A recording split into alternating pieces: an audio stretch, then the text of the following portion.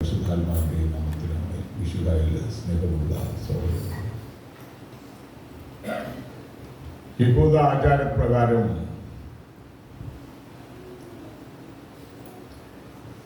യേശുവിനെ ബാലനായ യേശുവിനെ ഉണ്ണിയായ യേശുവിനെ ദേവാലയത്തിൽ സമർപ്പിക്കുകയാണ്. അപ്രാകത്തുള്ള ഉടമ്പടി അനുസരിച്ച് 8-ാം ദിവസം പരിച്ഛേദന കർമ്മം നടത്തണം. യഹൂദ വിശ്വാസത്തിലേക്ക് ഒരു വ്യക്തി പ്രവേശിക്കുന്നത് ചേതനാചാരം വഴിയായിട്ടാണ്. അങ്ങനെ നിയമങ്ങളെല്ലാം പൂർത്തിയാക്കുന്നതിനു വേണ്ടി ജോസഫ് പിതാവും കന്യകാ മാതാവും പരിശുദ്ധ മറിയവും ഉണ്ണിയേശുവിനെ ദേവാലയത്തിൽ സമർപ്പിക്കുകയാണ്. ആദിജാതനെ സവിശേഷമായ വിധത്തിൽ സമർപ്പിച്ച് പ്രാർത്ഥിക്കണമെന്നുണ്ട്. അതുകൊണ്ട് ഉണ്ണിയായ യേശുവിനെ ദേവാലയത്തിൽ സമർപ്പിച്ചു. അവിടെ നേർച്ച കാഴ്ചകൾ സമർപ്പിക്കണം. 2 പ്രാവിനെയോ ചെങ്ങാടികളെയോ ദേവാലയത്തിന് സമർപ്പിക്കണം എന്ന് ക്രമം ഇവിടെ രേഖപ്പെടുത്തിയിട്ടുണ്ട്. അതനുസരിച്ച് ദേവാലയത്തിലേക്ക് കടന്നു ചെല്ലുകയാണ്. യഹൂദ ആചാരങ്ങളെല്ലാം മാറ്റിമറിക്കാനല്ല, അതെല്ലാം പൂർത്തീകരിക്കാനാണ്. നിയമത്തിൽ നിന്നും യാതൊന്നും മാറ്റുകയില്ല, അതെല്ലാം പൂർത്തീകരിക്കാനാണ് ഞാൻ വന്നത് യേശു പറയുന്നുണ്ട്. അപ്പോൾ നിയമങ്ങൾക്കെതിരായിട്ടല്ല യഹൂദ നിയമങ്ങൾ, പഴയ നിയമത്തിലെ നിയമങ്ങൾ പൂർത്തീകരിക്കാൻ, അതിന് നല്ല അന്തസത്ത ആത്മീയമായിട്ടുള്ള നിറവ് നൽകാൻ നിയമത്തിന് വേണ്ടിയല്ല, നിയമം മനുഷ്യന് വേണ്ടിയാണ്. അപ്പോൾ ആ നിയമത്തെ പരിഷ്കരിക്കാനും ആത്മീയജനത്തിൽ നിരക്കുന്നതാകാനും വേണ്ടിയിട്ടാണ് യേശുവിൻ്റെ പഠനങ്ങൾ നമ്മൾ കാണുന്നത്. അതുകൊണ്ടാണ് യേശു പറഞ്ഞത്, ഞാനൊന്നും ഇല്ലാതാക്കാനല്ല വന്നത്, പൂർത്തീകരിക്കാനാണ്. നിയമത്തിൻ്റെ പൂർത്തീകരണമാണ് യേശുവിൻ്റെ സുവിശേഷത്തിൽ, യേശുവിൻ്റെ വചനങ്ങളിൽ നമ്മൾ കണ്ടെത്തുന്നത്. ഇവിടെ 2 പേര് ലൂക്കാസ് സുവിശേഷത്തിൽ 2 പേരെ പ്രതിപാദിക്കുന്നുണ്ട്. ഒന്ന് ശിമയോൻ, രണ്ടാമതായിട്ട് ഹന്ന. ഇവർ 2 പേരും ജീവിതത്തിന്റെ നല്ല കാലഘട്ടം പിന്നിട്ടവരാണ്. അപ്പോൾ ശിമയോന് ഒരു ഉൾചിന്തയുണ്ടായിരുന്നു. രക്ഷകനായ ഉണ്ണിയേശുവിനെ കണ്ടിട്ടേ മരിക്കുകയുള്ളൂ. അപ്പോൾ ഉണ്ണിയേശുവിനെ കയ്യിലെടുത്തു കഴിഞ്ഞപ്പോൾ ശിമയോനെ പറ്റി പറയുന്നുണ്ട്. ഒരു പ്രവാചകയായ അന്യായെപ്പറ്റി പറയുന്നുണ്ട്.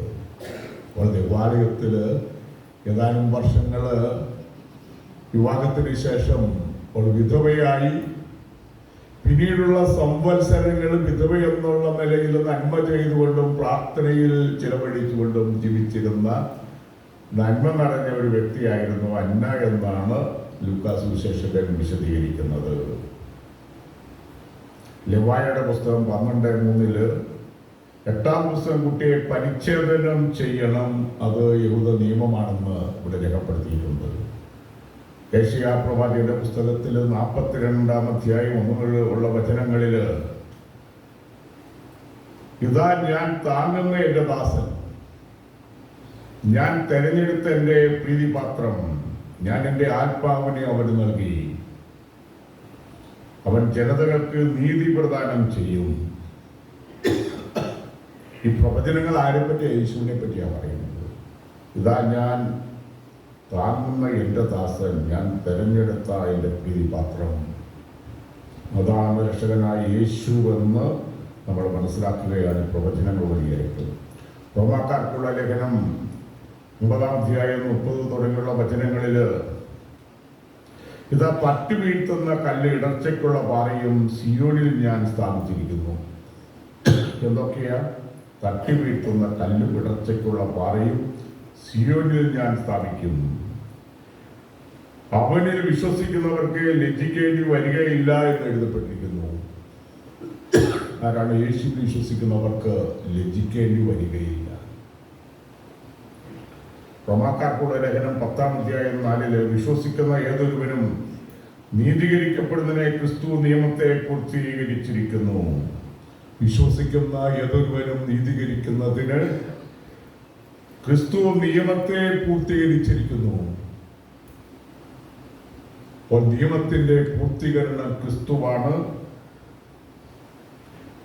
യേശു വഴിയാണ്, യേശുള്ള വിശ്വാസം വഴിയാണ് നീതീകരണം നമുക്ക് ലഭിക്കുക. ലൂക്ക 2:22 മുതലുള്ള വചനങ്ങളിലെ ശിമിയോന്റെ പ്രതീക്ഷ, കാത്തിരിപ്പ്. ശിമൻ എന്ന വാക്കിന്റെ അർത്ഥം കേൾക്കുന്നവൻ അല്ലെ അനുസരിക്കുന്നവൻ എന്നാണ്. നമ്മൾ വേറൊരു ശിമയോനെ സുവിശേഷത്തിൽ കാണുന്നുണ്ട്, യേശുവിന്റെ കുരിശ് ചുമത്താനായിട്ട് ക്രിമിനക്കാരനായ ശിമയോൻ. അത് പട്ടാളക്കാർ നിർബന്ധിച്ചു വെച്ചു കൊടുത്തത് കൊണ്ട് യേശുവിന്റെ കുരിശ് ചുമന്ന ക്രിമിനക്കാരനായ ശിമയോനെ പറ്റി പറയുന്നുണ്ട്. ഇവിടുത്തെ ശിമയോൻ പ്രായം ചെന്നയാളാണ്. ശിമയോൻ എന്ന വാക്കിന്റെ അർത്ഥം കേൾക്കുന്നവൻ. ഈ കേൾവി പ്രധാനപ്പെട്ട ഒരു കാര്യമാണ്. മറ്റുള്ളവരെ ശ്രമിക്കുക എന്നുള്ളത് ഈ പ്രായമായവരെ സംബന്ധിച്ചിടത്തോളം അവർക്കൊത്തിരി ജീവിതത്തിലെ അനുഭവങ്ങളെ പറ്റുള്ളൂ പറയാൻ കാണും. വീട്ടിലുള്ള പ്രായമായവർ ഒരു കുടിയേറിയ കാര്യം, അവർ കഷ്ടപ്പെട്ട കാര്യങ്ങളൊക്കെ വീണ്ടും വീണ്ടും പറഞ്ഞെന്ന് വരും. അപ്പോൾ അനന്തര തലമുറയ്ക്ക് മൊബൈലുമായിട്ടും മല്ലിടുന്ന പുതിയ തലമുറയ്ക്ക് പഴയ ചരിത്രമൊന്നും കേൾക്കാൻ താല്പര്യം ഉണ്ടാവില്ല മറ്റുള്ളവരുടെ. അപ്പോൾ ഈ കേൾക്കുക എന്നുള്ളത് ഒരു വ്യക്തിയെ അംഗീകരിക്കലാണ്. ഈ കൗൺസിലിങ്ങിൽ നടക്കുന്നത് കേൾവിയാണ്. മറ്റുള്ളവരെ ശ്രമിക്കുക.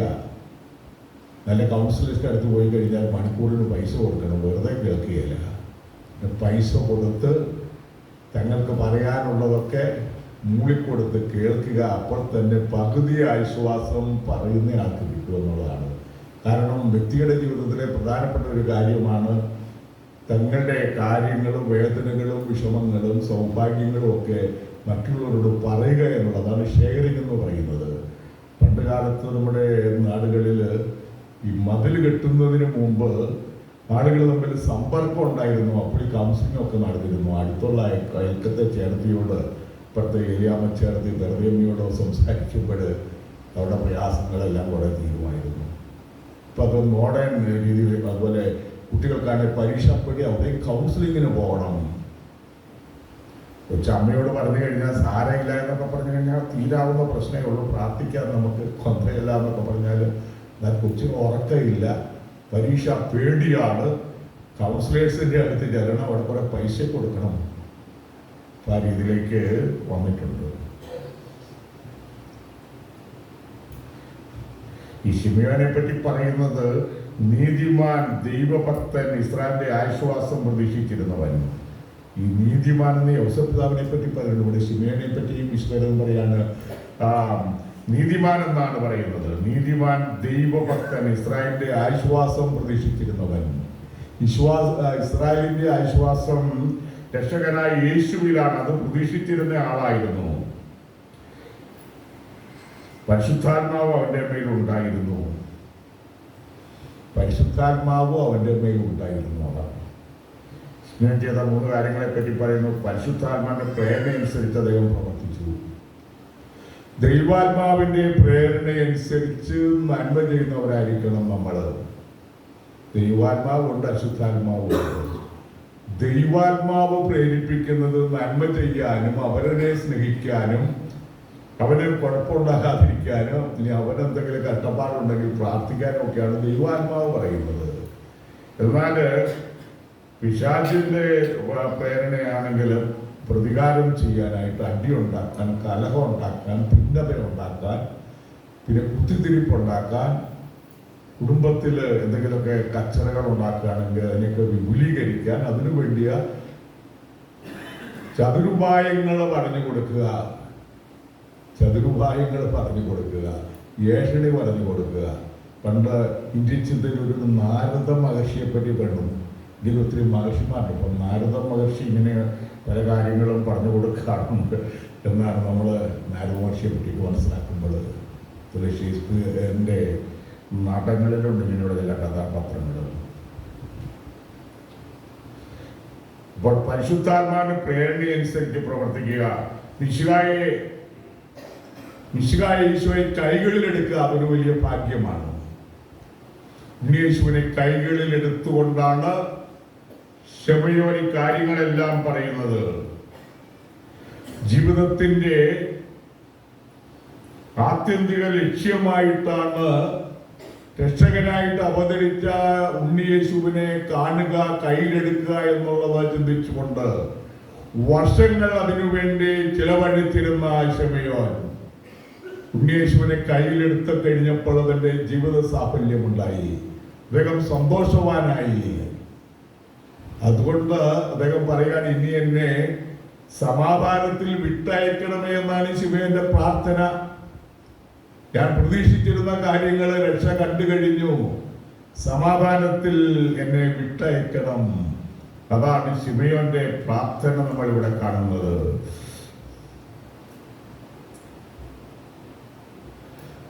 ജീവിതത്തിന്റെ ആരംഭമുണ്ട്, സായാഹ്ന കാലഘട്ടമുണ്ട്. ചെറുപ്പക്കാരൻ വിചാരിക്കും നിങ്ങൾക്ക് സായാഹ്നം ഉണ്ടാകില്ല, സൂര്യൻ ഉദിച്ചാൽ അസ്തമിക്കും. ഇത് പ്രകൃതി നിയമമാണ്. എന്തുകൊണ്ടാ? ഭൂമി കറങ്ങുന്നത് കൊണ്ടാണ്, സ്വയം കറങ്ങുന്നത് കൊണ്ടാണ്. അപ്പോൾ നമുക്കെല്ലാവർക്കും ഉദയമുള്ളതാണ് ജനനം എന്ന് പറയുന്നത്. രണ്ടാമതായിട്ട് അസ്തമയമുണ്ട്. ഒരു 70കളും 80കളും ഒക്കെ ചെല്ലുമ്പോൾ ജീവിതത്തിന്റെ നല്ല കാലഘട്ടം, ആരോഗ്യമുള്ള കാലഘട്ടം തീരുന്ന അവസരമാണ്. നല്ല കാലഘട്ടം തീരുന്നെന്ന് പറയാൻ പറ്റുകയില്ല. ആരോഗ്യമുള്ള കാലഘട്ടം, ശരീരത്തിന് ശോഷണം വരുന്ന കാലഘട്ടം, ജരാമരകൾ ബാധിക്കുന്ന കാലഘട്ടം, രോഗങ്ങൾ പിടികൂടുന്ന കാലഘട്ടം, അത് എല്ലാവർക്കും രുചിക്കുണ്ട്. അപ്പൊ അതുകൊണ്ട് ഇനി ആരെങ്കിലുമൊക്കെ ചട്ടിച്ചട്ടി നടക്കുന്നതോ ഇല്ലെങ്കിൽ കൂഞ്ഞി നടക്കുന്നതോ എന്തെങ്കിലുമൊക്കെ കണ്ടൊന്നും നമ്മളാരും ആഹ്ലാദിക്കേണ്ട കാര്യമില്ല. കാരണം നാളുകളിൽ നമ്മൾ ജീവിച്ചാൽ നമുക്കൊക്കെ ഇതൊക്കെ വെച്ചിട്ടുണ്ട് നമ്മുടെ. അപ്പോൾ ഇത് 70കളിലും 80കളിലും പിന്നെ കൂടുതൽ ജീവിക്കുന്നവരും. എൻ്റെ ഒരു വലിയമ്മ 109 വയസ്സിലാണ് മരിച്ചത്. നിങ്ങൾ വിശ്വസിക്കുകയില്ല. അമ്മയുടെ അമ്മ, അപ്പൻ്റെ അമ്മയെ കണ്ടിട്ടില്ല, കാരണം ജഗതി മരിച്ചു പോയതാണ്. അപ്പോൾ ഇത് ഒരു കാര്യത്തേക്ക് ഒരു സ്ട്രോക്ക് വന്നു 80 വയസ്സൊക്കെ ഉള്ളപ്പോൾ. അത് ചികിത്സിച്ച് മരുന്ന് കഴിച്ച് അങ്ങനെ അങ്ങ് പോയി 109 വയസ്സിലാണ് മരിക്കുന്നത്. ഞാൻ ഈ നാട്ടിൽ ചെല്ലുമ്പോഴൊക്കെ വല്യമ്മയെ കാണാനായിട്ട് ചെല്ലും. വല്യമ്മ ഒരു 10 ആയപ്പോൾ പറയുമായിരുന്നു, ഇനി അങ്ങ് പോയാൽ മതി എന്ന് പറയായിരുന്നു. ഇനി അങ്ങ് പോയാൽ മതി. ഇവിടെ പറയുന്നത് പോലെയാണ് ദാസനെ വിട്ടയക്കണമേ എന്ന് പറയുന്നത് പോലെ ഇവിടെയും നല്ല വീടുകളിലൊക്കെ ചിലപ്പോൾ പ്രായമായി പറയും, ഇനി അങ്ങ് പോയി നിന്റെ ദൈവം വിളിച്ചാൽ മതി. അപ്പൊ അങ്ങനെ ദൈവത്തിന്റെ വിളിക്ക് വേണ്ടി കാത്തിരിക്കുന്ന വൃദ്ധജനങ്ങളുണ്ട്. ഈ പൗലോസ്ലീഹ പറയുന്നത്, ഞാൻ നല്ല ഓട്ടം ഓടി എൻ്റെ വിശ്വാസം സംരക്ഷിച്ചു. അപ്പോൾ ഈ മാതാപിതാക്കൾക്ക് നല്ല ചിന്തകൾ ഉണ്ടാകും. കാരണം മക്കളെയൊക്കെ നന്നായിട്ട് വളർത്തിയവര്, അവരെയൊക്കെ ജീവിതാന്തസ്സിൽ പ്രവേശിപ്പിച്ചവര്, അവർക്ക് വേണ്ടി തേടി വെച്ചവര്, അവരെ നന്മ പ്രവർത്തിക്കുന്നവരായിട്ട് വളർത്തിയവര്. ഈ വിദേശ രാജ്യങ്ങളൊക്കെ ചെന്ന് കഴിയുമ്പം നമ്മുടെ കുടിയേറുന്നവർ ഇവിടെ പള്ളി കയറിയാലാത്തവരുടെ പള്ളി. കാരണം യൂറോപ്പിലോ അമേരിക്കയിലോ കാനഡയിലൊക്കെയാണ് 18 വയസ്സ് കഴിഞ്ഞ പിള്ളേർക്ക് സർവസ്വാതന്ത്ര്യ. കാരണം വീട്ടിൽ ചെല്ലണമെന്നില്ല, അവർക്ക് ഇവിടെ പോകാം. അവിടുത്തെ കുട്ടികൾ പലരും അങ്ങനെയാണ്. വീട്ടിൽ ചെല്ലുകയാണെങ്കിൽ ചിലവുള്ള പൈസ ഒരു പണിയെടുത്ത് വീട്ടിൽ കൊടുക്കണം എന്നൊക്കെ പറയാറുണ്ട്. നേരാണെന്ന് അറിയത്തില്ല, നമ്മുടെ വീടുകളിലല്ല, അവിടുത്തെ കൾച്ചറിൽ ഇങ്ങനെ പറയുക പലരും പറഞ്ഞു കേട്ടിട്ടുണ്ട്. നേരാണ്. നമ്മളാണെങ്കിൽ അങ്ങനെ ഒന്ന് വാങ്ങിക്കുകയല്ലോ, പിന്നെ ശമ്പളം കിട്ടുമ്പോൾ ഇന്ന് വാങ്ങിച്ചെടുക്കും. നീ ചിലവിട്ട് നീ ഇന്ന് ആഹാരം കഴിച്ചു വന്നാൽ വകയൊക്കെ തന്നേക്കാൻ പറയല്ല, ഇത് ശമ്പളം കിട്ടിയില്ല കുറെ പൈസയൊക്കെ തന്നേരെ അയച്ചു തന്നേക്കാൻ പറയും. ഞാൻ കൂടുതലേ മേടിക്കുള്ളൂ, ചെറുതായിട്ടൊന്നും നമ്മൾ വാങ്ങിക്കാറില്ല. ഏതായാലും ഈ മക്കളുടെ കാര്യത്തിൽ താല്പര്യമുള്ളത് കൊണ്ടാണ് കാവടി ഒരു വഴിതെറ്റി പോകരുത്. അതുകൊണ്ടാണ് ഈ കാരണന്മാര പിള്ളേരെ പള്ളി കൊണ്ടുപോകുന്നത്. ഇവിടെ വ്യവഹാരം കഴിഞ്ഞിട്ട് കുർബാന കഴിഞ്ഞിട്ട് ഇവർ തിരിച്ചു പോവുകയുള്ളൂ. അപ്പോൾ ആകാരം ആരെങ്കിലുമൊക്കെ സ്പോൺസർ ചെയ്യുന്നത് എല്ലായിടത്തും അങ്ങനെ തന്നെയാണ്. അപ്പൊ അകലങ്ങളിൽ നിന്നാണ് വരുന്നത്. കാറിനൊക്കെ വരുന്നത് ചിലപ്പോൾ 10-25 കിലോമീറ്റർ അകലെന്നാണ് വരുന്നത്. കുട്ടികൾ തന്നെ അങ്ങ് പോവുകയില്ല. അതുകൊണ്ട് കുട്ടികളുടെ വിശ്വാസ പരിശീലനത്തിൽ അവർ കൂടുതൽ താല്പര്യം എടുക്കുന്നുണ്ട്, കുട്ടികളെ നഷ്ടപ്പെടാതിരിക്കാൻ വേണ്ടി. അവിടുത്തെ പുതിയ സംസ്കാരത്തിൽ ഉദോന്നക്ഷാകുന്നില്ല. പണ്ട് കാലത്ത് MA പഠിക്കുന്നത് നല്ല കാര്യമാണ്.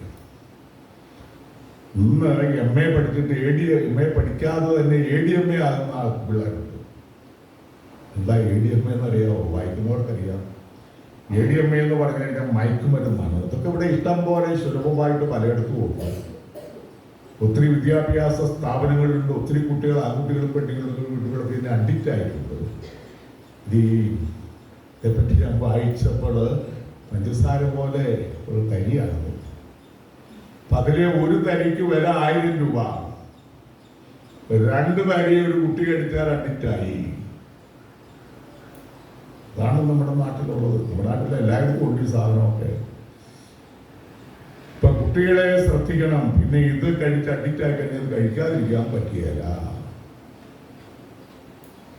കുട്ടിക്ക് വലിയ പ്രയാസം ചികിത്സിച്ച് കഴിഞ്ഞിട്ട് മാനസിക രോഗത്തിലേക്ക് എത്തും. അതുകൊണ്ട് കുട്ടികളെ സ്നേഹത്തോടെ ഉപദേശിക്കുകയും കുട്ടികളിങ്ങനെ വഴിതെറ്റി ഇതിൻ്റെയൊക്കെ അഡിക്റ്റായിട്ട് പഠിക്കാനായിട്ട് വിട്ടിട്ട് അഡിക്റ്റായി ജീവിതം തകരാതിരിക്കാനായിട്ട് ശ്രദ്ധിക്കുകയും ചെയ്യണം. പണം കൊടുത്തുകൊണ്ടൊന്നും ആയില്ല. ഇങ്ങനെയൊക്കെയാണ് ഈ കാലഘട്ടം. ഒരു ടീച്ചർ പറഞ്ഞ് ഞാൻ ഓർക്കുക.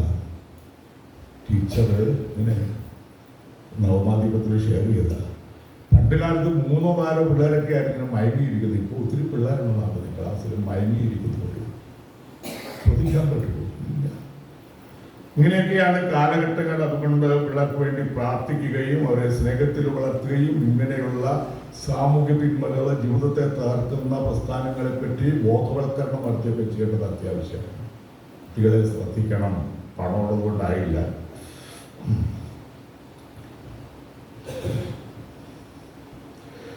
മിശിഹായിൽ പ്രവേശിക്കുന്ന അന്ന, 84 വയസ്സുള്ള വിധവയായ അന്ന രാപകൽ ദൈവത്തെ സ്തുതിച്ചുകൊണ്ട് ഉപവാസത്തിലും പ്രാർത്ഥനയിലും മുഴുക. ഈ വാർദ്ധക്യ കാലഘട്ടം ദൈവത്തെ സ്തുതിച്ചും പ്രാർത്ഥിച്ചും സമാധാനത്തിൽ ചെലവഴിക്കാൻ കഴിയുന്നതാണ്. ഒത്തിരി വേവലാതിയൊന്നും വേണ്ട. ഇനി മറ്റുള്ളവർ വേണ്ടിയിൽ ചിലർക്ക് ചെവി കേൾക്കുകയല്ലോ. പിന്നെ എങ്ങനെയാ സംസാരിക്കാൻ പറ്റുക? അപ്പം പണ്ട് ഞാൻ സെമിനാരിലൊക്കെ പഠിക്കാത്തൊരു പേരമ്മ ഇവിടെ അടുത്ത് കാണാൻ, ഞാൻ കുടുംബക്കാരെയൊക്കെ കാണാൻ പോകും തിരിച്ചു വരുന്നതിന് മുമ്പ്. അടുത്ത് കഴിയുമ്പം ഈ പേരമ്മയ്ക്ക് ചെവി കേൾക്കുകയല്ല. നമ്മളെത്ര വെടിപൊട്ടിച്ചാലും കേൾക്കുകയല്ല. എനിക്ക് ചെവിയിൽ കുഴപ്പം പറഞ്ഞില്ല. അപ്പോൾ ഇത് എത്ര ഒച്ചയെടുത്താലും കേൾക്കല്. പിന്നെ നമ്മൾ സംസാരിച്ചിട്ട് അതില്ലാത്തതുകൊണ്ട് അധികം സംസാരിക്കില്ല. പറയുന്നതൊക്കെ കേട്ട് ഓടുക ചെയ്യുന്നത്. അപ്പോൾ ഇവർക്ക് ആഗ്രഹമുണ്ട്. പ്രായമായിട്ട് ഒത്തിരി പേർക്ക് ഇങ്ങനെ കാഴ്ച നഷ്ടപ്പെടും, കേൾവി നഷ്ടപ്പെടും. അത് വാർദ്ധക്യത്തിൻ്റെ ഭാഗമായിട്ടുള്ളതാണ്. അതുകൊണ്ട് നമ്മൾ പഴയൊക്കെ പരിഗണിക്കുക, നല്ല കാര്യങ്ങളൊക്കെ ചോദിക്കുക. ചിലപ്പോൾ നമുക്ക് കമ്മ്യൂണിക്കേഷൻ നടക്കാനായിട്ട് എളുപ്പമല്ലെന്നുള്ളതാണ്. ഇനിയിപ്പോൾ ഒത്തിരി ശാസ്ത്രം പുരോഗമിക്കുമ്പോൾ ഇതിനൊക്കെ എന്തെങ്കിലുമൊക്കെ ചിപ്പൊക്കെ വെച്ചിട്ട് ശരിയാവുമെന്നാണ് പറയുന്നത്. പല രോഗങ്ങളെയും കൺട്രോൾ ചെയ്യാൻ പറ്റുമെന്നാണ് പറഞ്ഞത്. 1 പാർക്കിൻസ് വറ, 2 മറവി രോഗം. ഇതിനൊക്കെ തലച്ചോറിൻ്റെ അകത്ത് ചീപ്പല്ലാതെ ചീപ്പ് കിട്ടുന്നതാണ്. അത് വെച്ച് കഴിഞ്ഞാൽ ഇങ്ങനെ പലതിനെയും കൺട്രോൾ ചെയ്യാൻ പറ്റുമെന്നാണ് ശാസ്ത്രജ്ഞന്മാർ പറയുന്നത്. അപ്പം അതുകൊണ്ട് നമ്മൾ ഈ ശിവയോനും അന്നായുമൊക്കെ അവരൊക്കെ നന്മ നിറഞ്ഞ മനുഷ്യരായിരുന്നു. അതുപോലെ നന്മ നിറഞ്ഞവരായിരിക്കണം നമ്മൾ. അതുപോലെ ഈശോയെ ദേവാലയത്തിൽ സമർപ്പിച്ചത് നമ്മളെ സ്മരിക്കുകയാണ്. നമ്മുടെ മക്കള് ദൈവം തന്ന മക്കളാണ്. അവരെ ദൈവത്തിൻ്റെ മക്കളായിട്ട് നന്മയിൽ വളർത്തേണ്ട എന്ന സവിശേഷമായ ദൗത്യം നമുക്കുണ്ട്. മക്കൾക്ക് വേണ്ടി എന്നും പ്രാർത്ഥിക്കണം. അവരോട് ഒന്നിച്ചു ചേർന്ന് പ്രാർത്ഥിക്കണം. ഇനി മൊബൈൽ വെക്കാൻ വേണ്ടി വരെ വേറെ മുറിയിലേക്കൊന്നും വിട്ടേക്കണ്ട. നിങ്ങളുടെ കൂടെ ഒന്നിച്ചിരുന്ന് ഒരു മുറിയിലിരുന്ന് എല്ലാവരും കൂടി പ്രാർത്ഥിക്കണം. പ്രധാനപ്പെട്ട കാര്യമാണ്. രണ്ടാമതായിട്ട് ഒന്നിച്ച് ആഹാരം കഴിക്കണം. അപ്പം മൊബൈൽ നോക്കിയിരിക്കണ്ട. ആഹാരം കഴിക്കുമ്പോൾ മൊബൈലൊന്നും വേണ്ട. ആഹാരം കഴിക്കണം. സംസാരിക്കാനായിട്ട് മക്കളോടൊത്ത് സംസാരിക്കാനായിട്ട് സമയം കിട്ടണം. അങ്ങനെ നമ്മുടെ മക്കൾ മാത്രമല്ല, അവരെ ദൈവത്തിൻ്റെ കൃപയുള്ള മക്കളായിട്ട് വളർത്തുക എന്നുള്ള സുവിശേഷമായ ദൗത്യം, അവരെ ഈശോയ്ക്ക് സമർപ്പിക്കുക എന്നുള്ള ദൗത്യം നമുക്കുണ്ട്. അതിൽ നമ്മൾ പിന്നോക്കം പോകാതെ ദൈവകൃപയിലായിരിക്കാനായിട്ട് ശ്രദ്ധിക്കുക. പിതാവിൻ്റെയും പുത്രൻ്റെയും പരിശുദ്ധാത്മാവിൻ്റെയും നാമത്തിൽ തന്നെ.